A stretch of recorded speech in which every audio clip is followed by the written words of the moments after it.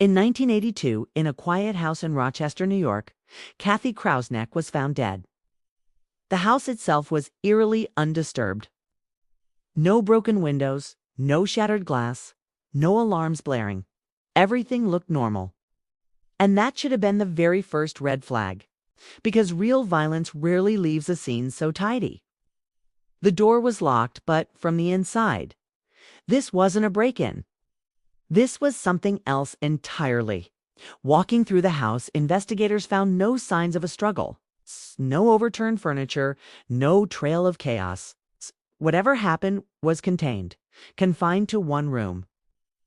It felt deliberate, almost surgical. The weapon wasn't hidden or taken, was left right there as if it belonged. But in the early days of the investigation, that detail was quickly passed over. The most chilling fact: there was no sign of forced entry. This meant the person responsible didn't have to break in. They were already inside. They belonged there. The official timeline never quite added up. Kathy's body was discovered in the morning, but medical examiners determined she had died hours earlier in the middle of the night. During those missing hours, someone else was in the house. A young child sleeping soundly in their room, completely unharmed. This crucial detail was noted in the files, but its significance was largely ignored for decades.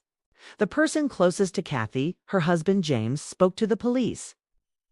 His demeanor was described as calm, maybe too calm for a grieving spouse. But grief is unpredictable, and a calm demeanor isn't a crime. Still, it was a detail that would linger.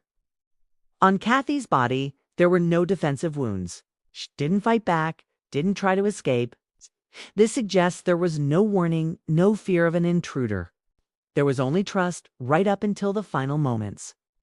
The nature of the attack was also telling. The blows were not wild or frantic. They were precise, steady, delivered from the same angle, over and over again. This wasn't the work of a panicked burglar. This was certainty. This was personal. With no immediate suspects and no clear motive, the investigation stalled.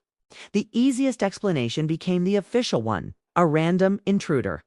A faceless stranger who committed a terrible act and vanished. A stranger doesn't complicate things. A stranger doesn't argue back. And so the case went cold. The evidence was boxed up, the house was sold, and life for the outside world moved on. But the details, the cold hard facts of that night, remained unchanged, waiting in a file. Decades passed. Nearly 40 years later, a new team of investigators decided to look again. This time, they didn't focus on witness statements or potential motives. They focused on the physics of the crime scene. They analyzed the height of the attacker based on the angle of the blows.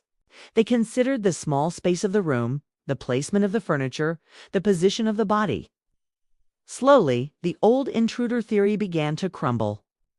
A stranger would be rushed, unfamiliar with the layout. This attack was methodical. It was confident. The timeline was meticulously reconstructed minute by minute. Investigators focused on the ordinary routines of a family's life, the private moments that happened behind closed doors. And in one of those moments, the answer began to emerge. The angles of the attack pointed to one person and one person only. The weapon wasn't a random object. It was something familiar, something that could be picked up without a second thought. Old statements were reread, not for what was said, but for how the story never changed. Over decades, the narrative from the husband remained rigid, almost rehearsed. Truth often shifts and bends with memory and time. A carefully constructed lie does not. Finally, charges were brought. There was no dramatic confession, no last-minute witness.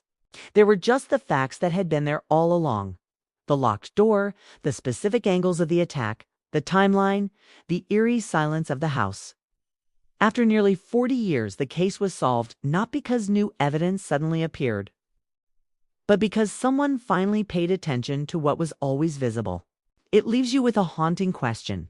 How many other cold cases are out there, just waiting for someone to stop looking for something new and start truly seeing what's already there? Thanks for watching. You find stories like this compelling? Be sure to follow for more.